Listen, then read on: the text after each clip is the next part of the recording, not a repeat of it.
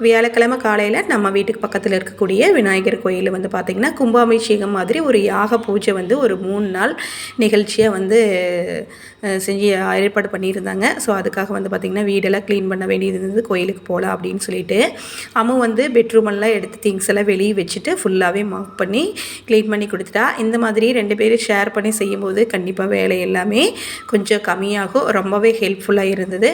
நான் மற்ற வேலையெல்லாம் துணி துவைக்கிறது, பெட்ஷீட், அதாவது ஆடி 18 வருது, நோம்பிக்கு எல்லாமே க்ளீன் பண்ணிடலாம் அப்படின்ட்டு 2 பேரும் சேர்ந்து எல்லா ஒர்க்கும் முடிச்சுட்டு கோயிலுக்கு வந்து கிளம்பிட்டோம். பக்கத்து வீட்டு அக்கா, பாப்பா எல்லாருமே சேர்ந்து தான் வந்து போனோம். இது கிட்டத்தட்ட கும்பாபிஷேகம் மாதிரி தான் சூப்பராக கிராண்டாக அரேஞ்ச் பண்ணியிருந்தாங்க.